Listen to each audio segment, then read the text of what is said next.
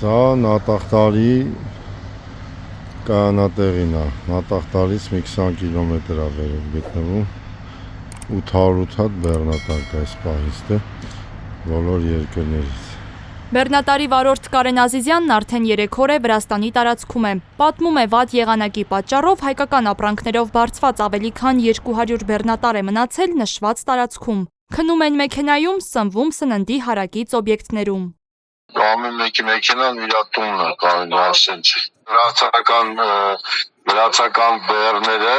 կապ չունի, կամ որ հայկական մեքենաներ են բացում վրացական բեռներ, ստեղ առաջնային են, էլի, հիմա ասենք օրինակ ես հիմա 3 օր աստեղ եմ, բայց հիմա վրացական բեռով եթե բեռնատար մտնի կայանատեղի, երբ որ ճանապարհը բացվեց, ինքը իրանց սկզբից թողում են։ Ասում է, նմանատիպ տարբերակում կա նաև Վրաստանից Հայաստան արտահանվող բեռների պարագայում։ Եթե Հայաստան եկող Սադախլոյից Սայանկեքում եթե հերթ է լինում, եթե ես գամ Թբիլիսից վրացական բեռ բարձեմ կամ Երևան, այդ ստայանքում էլի մտնելու եմ միանգամից դուրս գամ, առաջնային է, իրանք արտահանումը առաջնային է։ Ազիզյանի բեռնատարը բարձված է հայկական արտադրության ըմպելիքներով, որոնք պահպանության հատուկ պայմանների կամ ժամկետի խնդիր չունեն, բայց կան վարորդներ, որոնց բեռները պահանջում են սառնարանային պայմաններ և սպասման ամեն ժամը զգալիորեն ավելացնում է փոխադրման ծախսերը։ Իրավիճակը հատկապես բարդ է Վերին Լարսի անցակետում։ Այս պահին շուրջ 2000 բեռնատար մնացել է սահմանին կանգնած։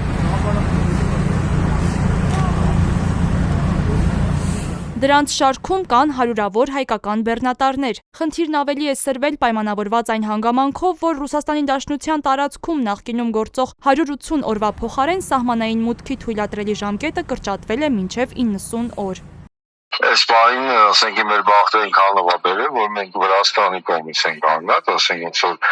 օրերը չի գնում, էլի, բայց ով Ռուսաստանի կողմից է, Ռուսաստանի տարածքում է գտնվում, իրանց հաշվիչը կտրվում է։ Քննարկում կա, որ բեռնափոխադրողների համար մուտքի թույլատրելի ժամկետը նորից դառնա 180 օր, փոխանցում է Հայկական Կարիտաս կազմակերպության միգրացիոն ծրագրի փորձագետ Տաթևիկ Բեժանյանը։ Բայց կապ չունի, եթե նույնիսկ դեկտեմբերի 20-ից հունվարի 20-ը մնացել է, 26 թվին հունվար այդ 180 օրից 20 օր հանելու են։ Իրանք դա դիտարկում են, դա որևէ նշանակություն չունի, քանի սահմանը չես հատել, քանի օր այդ տարածքում ես, քեզ վրա հաշվում են։ Այնինչ Ռուսաստանի Դաշնության Պետական Դումայի պատգամավորներից մեկն էլ առաջարկել է Ռուսաստան մուտքի թույլտվության 90-օրյա ժամկետը 30 օր դարձնել։ Բեժանյանի խոսքով հարցը դեռ Դումայի լիագումար նիստի օրակարգ չի մտել, իսկ Ռուսաստանի ներքին գործերի նախարարությունը հայտարարել է, որ դա միջազգային փոխադրողներին չի վերաբերվի։ Ես կարծում եմ, որ կառավարությունը պիտի հիմա շարունակի քննարկել այս հարցը, հասնելու նրան, որ այն վարորդները, ում որ մուտքի արգելք են դրել այդ ժամկետը խախտելու համար, համաներում անեն եւ այդ չեղարկեն, իրանց վրայից հանեն այդ մուտքի արգելքը։